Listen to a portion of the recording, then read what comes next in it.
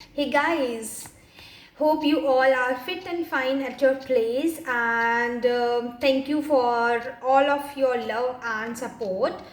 And guys, you all are asking, and many of you every time asking me how I motivate myself each and every day in any situation.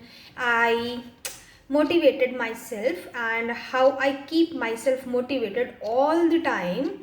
So, as I discussed you earlier, also, I love to read books and articles. So, I recite poems also.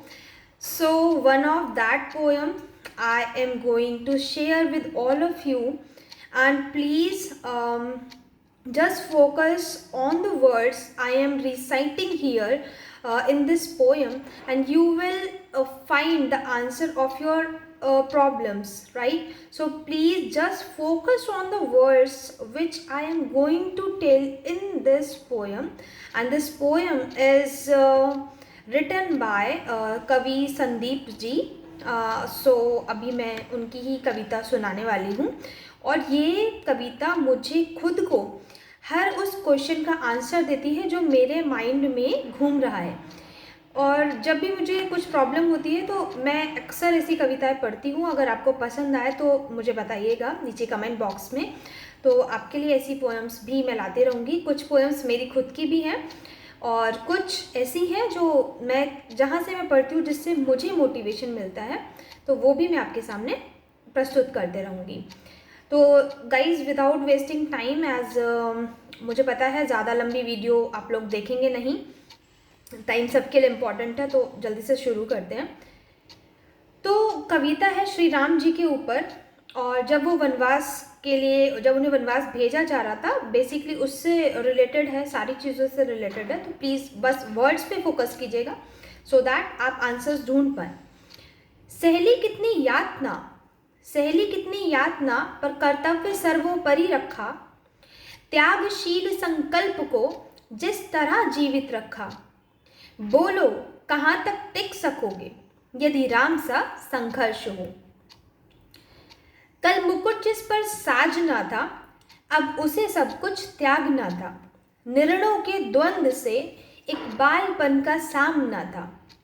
वचन भी था थामना, आदेश भी था मानना. इस द्वंद्व में सोचो स्वयं को, धर्म पर तुम रख सकोगे. बोलो कहाँ तक तुम टिक सकोगे यदि राम सा संघर्ष हो. प्रजा तो बस राम की थी, दुनिया उसे जो जप रही थी. वचन ही था तोड़ देता, धर्म ही था छोड़ देता. पर पीढ़ियां क्या सीख लेंगी, राम की चिंता यही थी. हो छिन रहा एक क्षण में सब कुछ, उनसे सब कुछ छिन रहा था. उसी के ऊपर ये पंक्तियां इन्होंने लिखी हैं. हो छिन रहा एक क्षण में सब कुछ, सोचो एक क्षण, सोचो एक क्षण क्या करोगे. बोलो कहाँ तक टिक सकोगे यदि राम सा संघर्ष हो. केवट न जाने क्या किया था, सौभाग्य जो उसको मिला था. राम से ही तारने को राम से ही लड़ गया था. कुल वंश उसके तर रहे थे, सब राम अर्पण कर रहे थे. सब कुछ हो बिखरा हुआ, जब सब कुछ हो बिखरा हुआ, तुम सरल कब तक रह सकोगे. बोलो कहाँ तक तुम टिक सकोगे यदि राम सा संघर्ष हो. है याद वो घटना तुम्हें जब राम थे वनवास में. सिया थी हर ली गई, था कौन उनके साथ में. कुटी जब सूनी पड़ी थी, दो भाई और विपदा बड़ी थी. बोलो ऐसे मोड़ पर, बोलो ऐसे मोड़ पर तुम धैर्य कब तक रख सकोगे. बोलो कहाँ तक टिक सकोगे यदि राम सा संघर्ष हो. वह तो स्वयं भगवान था, पर कहाँ उसमें मान था. किरदार भी ऐसा चुना जिसमें सिर्फ बलिदान था. मर्यादा के प्राण थे, रघुवंश के अभिमान थे. श्री राम के अध्याय से एक पृष्ठ, सिर्फ एक पृष्ठ हासिल कर सकोगे. बोलो कहाँ तक टिक सकोगे यदि राम सा संघर्ष हो. व्यथा इतनी ही नहीं है, यह कथा इतनी ही नहीं है, कुछ शब्द उनको पूर्ण कर दे, राम वो गाथा नहीं है। जब तपे संघर्ष में तब हुए उत्कर्ष में, क्या तुम भी ऐसी प्रेरणा पीढ़ियों के बन सकोगे?